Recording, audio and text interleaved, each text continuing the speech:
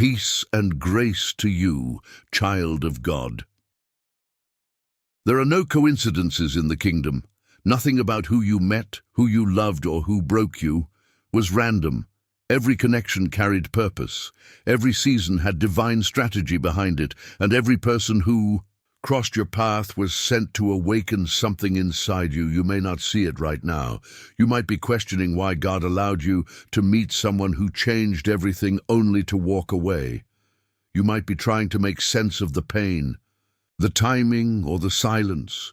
But God doesn't operate by chance. He operates by calling. That person didn't enter your life by accident. They were part of your assignment, and you were part of theirs. Sometimes God sends people to build you. Sometimes He sends them to break what was blocking your growth.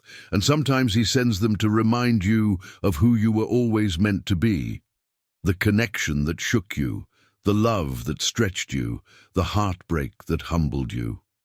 None of it was wasted. Romans 8:28 says, "And we know that all things work together for good to them that love God, to them who are called according to His purpose." That means even the people who left you were still used by God to move you closer to destiny. Even the ones who hurt. You were instruments in your healing. I want you to listen to me carefully right now, because this message isn't just about relationships. It's about revelation. God is revealing why He allowed that connection, why you couldn't forget them, why they showed up right when they did, why you had to walk through that love and that loss. This video is going to help you see through heaven's perspective. You're about to understand the spiritual reason behind what you thought was just emotional. You'll see how God used that person to unlock something sacred within you. Maybe it was your capacity to forgive. Maybe it was your courage to walk away. Or maybe it was your awakening to self-worth. Whatever it was never random. And if you're here right now, watching this, listening to these words, it's because God is still finishing the story. He started when that person came into your life. There's something He wants you to see clearly before you step into your next chapter. So before we dive deep, I want to say this. If you've ever been touched, healed, or encouraged by what you hear on this channel, take a moment to subscribe to Wisdom from Above. Turn on notifications so you never miss what God is doing next. And if this message speaks to your soul, consider giving us super thanks. It helps this ministry continue spreading truth, healing, and restoration around the world. Now, let's go deeper. Because when you understand why God sent that person into your life, you'll stop seeing the past as pain and start seeing it as preparation. Number 1. God sent them to awaken what was asleep in you. You didn't meet them by accident. You met them because something in you had gone numb. Something in your heart needed to wake up again before they came. You were surviving, not living. You were functioning, not feeling. You were praying. But deep down, your faith had grown quiet, and then suddenly someone appeared who stirred your spirit in a way that felt almost divine. It wasn't about romance at first. It was about recognition. Your soul recognized something familiar, a reflection of what you were missing within yourself. That's why it felt so intense. That's why you couldn't shake it. Because God used that person like a mirror, not to show you them, but to show you. Song of Solomon 2:7 says, "Do not awaken love until it so desires." And yet, when God wants to bring healing, sometimes He allows something or someone to awaken that love inside you, not to break you, but to bring you back to life. You see, the connection wasn't random. It was an alarm clock for your soul. It woke up the parts of you that had been buried under disappointment and fear. It reminded you that your heart still knows how to feel, that your spirit still knows how to hope, and that your capacity to love is still alive. Sometimes God sends someone not to stay forever, but to show you that you can still feel again. To remind you that your emotions aren't a weakness. They're evidence that you're human, that you're healing, that you still have purpose beating inside your chest before them. Maybe you were too guarded. Maybe you promised yourself you'd never open up again. Maybe the last heartbreak made you shut the door so tight that even God's blessings couldn't reach you. But then that connection came, and suddenly the walls cracked. I started to melt, and something in you whispered, maybe I can love again. Don't confuse that awakening with forever, because some people are not meant to walk with you long term. They're meant to wake something holy in you. Then leave God to finish what they started. That person was a divine disruptor. They entered your story to stir your still waters, to shake the sleeping giant of purpose that had been lying dormant in your soul. And maybe it hurt when they left. Maybe it broke you open in ways you didn't expect. But look at who you became because of it. Look at how you pray differently now. Look at how you discern more clearly. Look at how you love with more wisdom. Not just emotion. That awakening wasn't punishment. It was preparation, because God can't take you into the promise if your heart is still numb. He needed to make you feel again so he could teach you how to love from a healed place, not a hurting one. Isaiah 43:19 says, "Behold, I'm doing a new thing. Now it springs forth. Do you not perceive it?" That's what that connection did. It made something spring forth in you again. It made you perceive life differently. It made you start dreaming again, believing again, becoming again. They weren't sent to complete you. They were sent to call you back to yourself, and that's what divine purpose looks like. It's not always comfortable, it's not always permanent, but it's always intentional. So stop seeing that encounter as random. It was sacred. It was necessary because God used that person to awaken the version of you he needed for what's coming next. Number 2, God sent them to expose what needed healing. Sometimes the people God sends into your life don't come to comfort you. They come to confront you. They hold up a mirror so you can finally see the parts of yourself that pain made you hide. You thought they came to love you, but in reality, they came to reveal you. They came to expose the unhealed wounds you've been covering with strength, the insecurities you disguised as independence, the fears you masked as standards, the anger you baptized as boundaries. Because real love, the kind that comes from God, doesn't just make you feel good, it makes you face truth. And truth is uncomfortable when your heart is still holding on to what it should have released a long time ago. That person didn't trigger you because they were wrong for you. They triggered you because they touched something inside you that still needed healing. The way they spoke to you, the way they loved you, the way they left you. It all brought to the surface the parts of you that were still. Reading Psalm 139:23 says, "Search me, O God, and know my heart. Test me and know my anxious thoughts." Sometimes God answers that prayer by sending someone who presses on your pain until you finally admit it's there. You prayed for growth, and God sent someone who exposed your brokenness. You prayed for healing, and he used someone to make you realize how deep the wound really went. You asked for strength, and he allowed someone to test your patience, your trust, your forgiveness. You see, God doesn't heal what you hide. He reveals it so he can redeem it. That's why he sent them, not to break your spirit, but to break the illusion that you were already whole. Their presence revealed how much you still needed God, how much you were still trying to control outcomes, how much you were still afraid of being abandoned, unseen, or unloved. And when that relationship fell apart, you didn't just lose someone. You lost the mask you were wearing while trying to prove you were okay. It hurt, yes, it left you questioning your worth. But if you look closer, you'll see that pain was prophetic. It was the holy discomfort that led to your deliverance, because healing doesn't always start in a prayer room. Sometimes it starts in heartbreak. Sometimes it starts in the silence that forces you to listen to your soul. Sometimes it starts when you realize that the love you were begging from others was the love God was waiting to give you himself. That person didn't reject you to destroy you. They released you so God could rebuild you. They left, not because you weren't enough, but because you were ready for more. and their absence became the space where healing could finally begin. So stop resenting the ones who revealed your wounds. Thank God for the revelation, because you can't conquer what you refuse to confront. Their purpose in your life wasn't to stay, it was to stir. They were sent to awaken your awareness, to show you the areas you still needed grace for, to remind you that true healing doesn't come through another person. It comes through intimacy with God. Corinthians 12:9 says, "My grace is sufficient for you, for my power is made perfect in weakness." That means the very place you felt weakest was the exact place God wanted to demonstrate His strength. They were never the source of your healing. They were the spark. And once the fire was lit, once the pain exposed what was hidden, God began the real work. So the next time you think back to that person, don't just remember what they did. Remember what they revealed. Because exposure is mercy, and what God exposes, He intends to heal.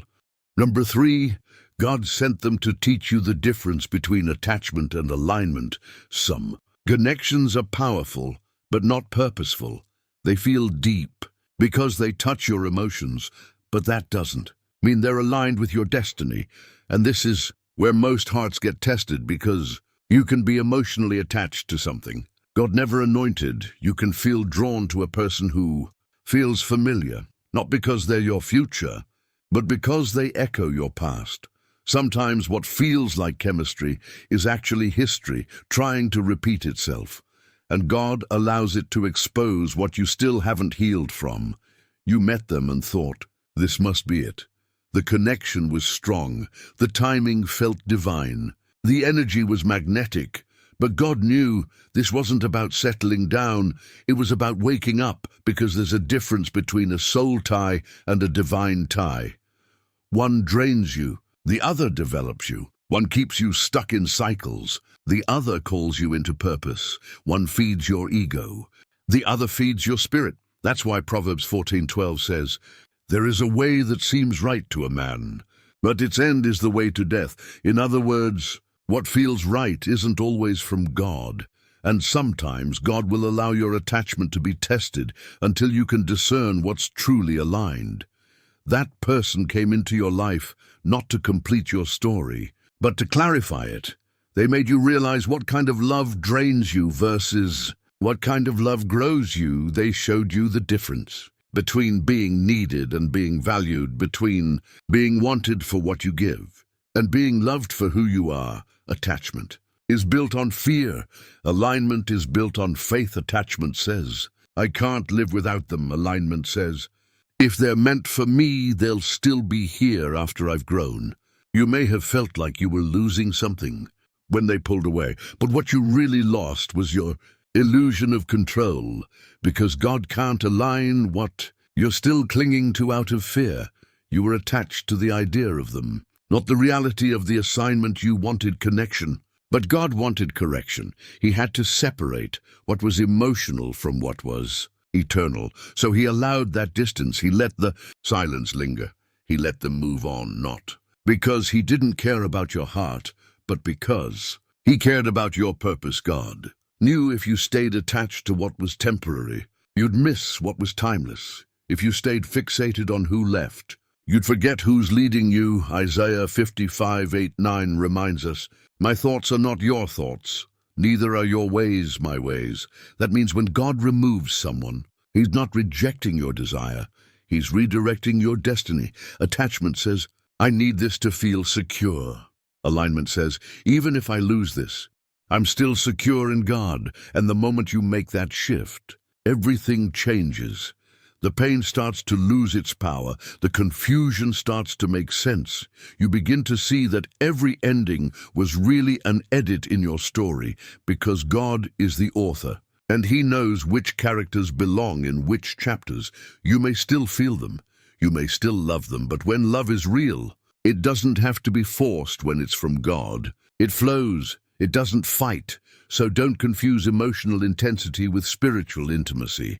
One happens in a moment. The other happens in Alignment with eternity, that person's purpose in your life wasn't to bind you, it was to bless you with clarity, to show you what happens when you stop chasing connection and start choosing alignment. And when you finally learn the difference, you stop begging people to stay.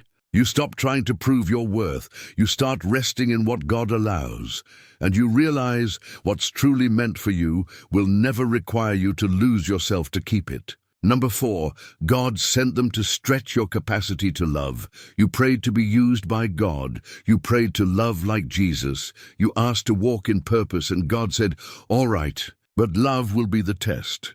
Because love isn't proven when it's easy. It's proven when it costs you something. That person came into your life not to play with your heart, but to stretch it, to teach you what real love requires. Patience, humility, forgiveness, surrender. See, you thought you knew.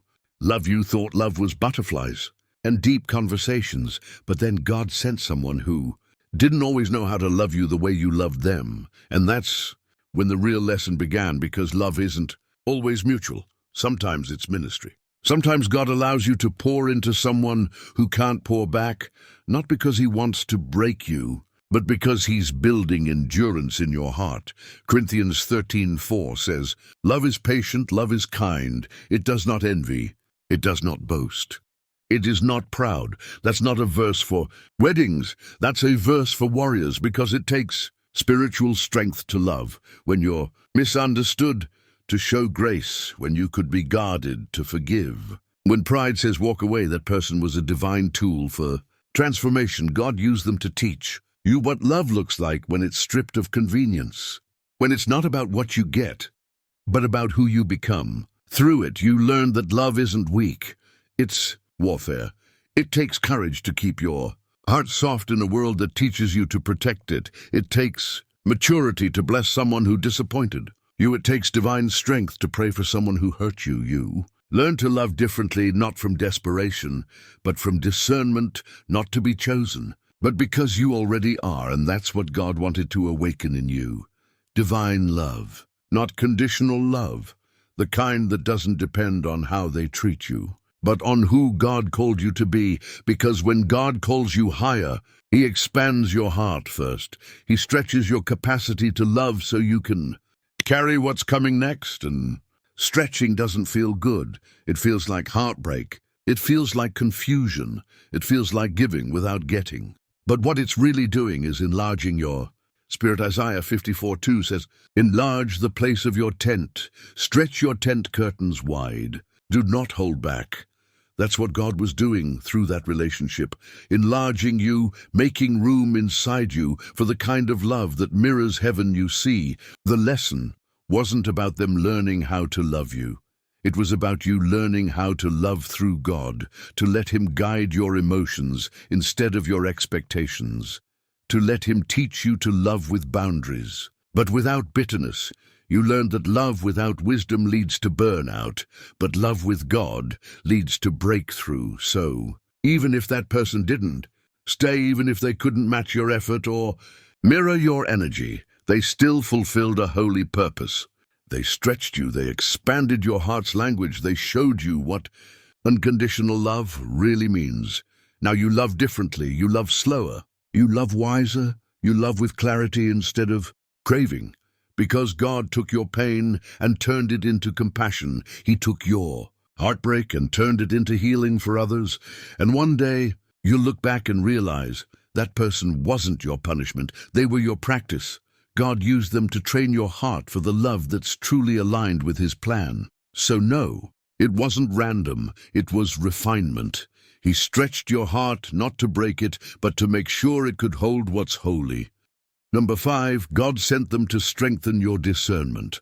When God is preparing you for destiny, he will test your discernment before he trusts you with influence. And often, he'll use a person to do it, someone who looks right, talks right, feels right, but isn't right for where you're going. You see, discernment doesn't grow in comfort. It grows in contradiction. It sharpens in the tension between what you feel and what God is revealing. That person came into your life so you could finally learn how to listen to your spirit instead of your emotions. because your heart can be kind. But your discernment must be wise. They were the lesson that taught you how to recognize energy, how to sense intentions, how to see beyond words and into fruit, how to stop romanticizing potential and start respecting patterns. Matthew 7:16 says, "You will know them by their fruits." And sometimes it takes losing someone who looked fruitful but lacked roots to understand that verse on a deeper level. You thought they were sent to love you, but God sent them to teach you how to see the difference between someone who's connected to your heart and someone who's connected to your calling, because not every good person is a God person. Not every deep connection is a divine one. And if you're not careful, your empathy will make you excuse what your discernment already exposed. That person trained your spiritual senses. They taught you how to recognize peace, not passion, as confirmation. They taught you that confusion is a red flag. They taught you that if you have to lose yourself to keep someone, that's not covenant, that's compromise. You learned that discernment isn't paranoia, it's protection. It's the language of the Holy Spirit whispering, "This looks good, but it's not God." And when you ignored that voice, the pain became your teacher, because pain will preach the same truth that peace tried to tell you earlier. But through tears instead of clarity, you started to notice the difference between someone who prays with you and someone who preys on you, between someone who covers your soul and someone who drains your spirit, between someone who builds with you and someone who competes against you. They weren't a waste of your time. They were the sharpening of your discernment. Now, you can feel the shift in a room. You can sense when something's off even before it unfolds. You can discern motives that don't match mouths. You used to fall for words. Now you wait for fruit. You used to chase connection. Now you guard your peace. God used that connection to make you spiritually sensitive. He wanted to train your ears to hear his no just as clearly as his yes. Hebrews 5:14 says, "But solid food belongs to those who are mature, who by reason of use have their senses exercised to discern both good and evil." That's what this relationship did. It exercised your spiritual senses, and even though the lesson came with heartbreak, it came with holy wisdom.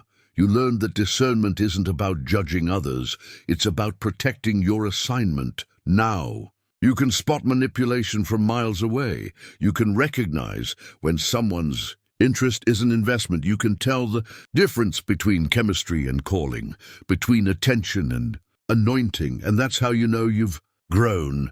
When peace means more than presence, when you no longer chase what drains you just because it feels familiar. So yes, they were sent by God, not to stay, but to sharpen, to strengthen your discernment, so that next time you'll see clearer, choose wiser, and move slower, because your destiny depends on who has access to your heart, and God loves you too much to let the wrong one get too close. Again, that person was a divine test, and you passed, because what once deceived you now can't even distract you. Number 6, God sent them to remind you of your worth before they came. You forgot who you were. You were giving from empty places, settling for half-effort connections, accepting love that cost you your peace because you thought that's what you deserved. You prayed for clarity, but God knew you needed a reminder, not through comfort, but through contrast. So he sent someone who would reflect your value by first revealing how little of it you were recognizing in yourself. Sometimes, the people God allows into your life aren't mirrors. They're magnifiers. They magnify what you've forgotten about yourself. They expose where you've been shrinking to fit into. Spaces you were meant to outgrow. You didn't lose them. You lost the version of yourself that kept settling when they entered your life. They saw light in you, but you didn't see it yet. They were drawn to your strength, your heart, your spirit. But what you didn't realize was that God was using that moment to make you finally notice what he's always seen in you. Psalm 139:14 says, "I praise you, for I am fearfully and wonderfully made." Your works are wonderful, I know that full well. But the truth is, most people don't know it full well until they're broken enough to remember who made them. You thought their love would define your worth. But when they left, You discovered your worth had never been up for debate. God used that heartbreak to wake you up from spiritual amnesia. You had forgotten that your identity isn't built on being chosen by people. It's built on being chosen by God. You are not valuable because someone sees you. You are valuable because heaven stamped purpose on your existence before anyone ever said your name. That person wasn't sent to validate you. They were sent to expose where you were still questioning yourself, because when you love from insecurity, you attract instability. When you forget your worth, you start overgiving to prove you're enough. God wanted to break that cycle, so he allowed you to experience rejection that was actually redirection, not to humiliate you, but to highlight your value. You learned what real worth looks like when you stopped begging for attention, when you stopped chasing closure, when you stopped trying to explain your heart to people who only wanted access. Not understanding worth is quiet. It doesn't compete, it doesn't perform, it doesn't plead, it simply knows. That's why when they left, your healing began, because your absence became your answer, and your silence started speaking louder than your words ever could. Proverbs 31:25 says, "She is clothed with strength and dignity, and she laughs without fear of the future." That's what God is clothing you in right now, dignity. The kind that makes you stop negotiating your value for temporary affection. He's teaching you that you don't need to chase validation when you are ready. Carry vision that you don't have to fight to be seen. When you were handpicked by the same God who commands galaxies, you are not too much. You were just with someone who wasn't equipped to hold that much grace. You are not unlovable. You were simply in a space too small for the magnitude of your spirit. So if they walked away, let them, because your worth doesn't decrease when someone stops seeing it. It increases when you finally do. That person's purpose was to remind you of what you forgot, that you are chosen, royal and deeply loved, that your value doesn't fluctuate with someone's opinion, that the real you is more than enough. Now you move differently. You speak with authority, you love with boundaries, you give with wisdom, you walk, knowing that being alone doesn't mean being less. It means being aligned. God didn't send them to make you doubt yourself. He sent them so you'd finally see what he's always seen. You were never the lesson. You were the revelation. And now that you remember your worth, God can send you what matches it. Number 7, God sent them to position you for purpose. Every connection in your life carries direction. Every person God allows has a reason tied to your next season. Some come to comfort you, some come to challenge you, but the ones that shake your soul, they come to position you. You didn't just meet them by coincidence. You crossed paths because heaven had an assignment, even if it ended in heartbreak, even if it left you questioning everything. There was divine purpose attached to their presence. Romans 8:28 says, "All things work together for good to those who love God and are called according to his purpose." That means every meeting, every memory, every moment that didn't make sense is being woven into your destiny. Sometimes God has to send someone that awakens a dormant part of you, someone who brings out strength you didn't know you had, someone who challenges you to confront your patterns, because you cannot walk in purpose with the same mindset that tolerated your pain. You thought they came to stay, but they came to stir. They came to shake the soil of your spirit until you started growing again. Before they entered your life, you were comfortable, you had routines, you had plans, but comfort is often the enemy of calling. So God sent someone that disrupted your peace, not to destroy it, but to deepen it. They were a divine interruption, a reminder that your story wasn't finished, that your heart still had capacity, that your faith still had fight, that your purpose still had breath. Sometimes people awaken you through love, other times through loss. Both are holy if they lead you back to God. When they left, you didn't just lose a person, you found a path back to yourself, a path back to your Creator, a path back to your calling. That's what divine positioning looks like. confusion at first, clarity later, because God never reveals the full map. He gives you movement, and every heartbreak, every delay, every goodbye is a step toward destiny. Genesis 50:20 says, "What you meant for evil, God meant for good." And that's what this connection did. It revealed that even what hurt you was working for you. They may have walked out, but they walked you into alignment. They may have broken you open, but they broke open your calling. They may have left you empty, but that emptiness became space for purpose to pour in. You see, purpose doesn't always arrive with applause. Sometimes it arrives in the middle of tears. It's in the moments you thought you lost everything that you realize you gained what matters most. Awareness, maturity, and dependence on God. That person's role was never about permanence. It was about positioning. They were a bridge, a catalyst, a turning point. They were the divine push that made you move when you wanted to stay still, because sometimes, if God didn't use love, you'd never listen. And if he didn't allow heartbreak, you'd never heal. He used them to move you, to shift your priorities, to awaken your discernment, to separate your feelings from your faith. So, don't curse the connection that changed your direction. Don't resent the person that revealed the purpose. They were the spark God used to light your fire. Isaiah 43:19 says, "See, I am doing a new thing. Now it springs up. Do you not perceive it?" That new thing began the moment your heart broke open, because in that breaking, you became available for divine rebuilding. Now you walk different. You speak from revelation. Not resentment. You love from wholeness, not hunger. You choose peace over proving. You move with wisdom, not impulse. God used that relationship as a classroom, not to punish you, but to promote you. And though it hurt, it also healed. Though it ended, it awakened. Though it stretched you, it also strengthened you.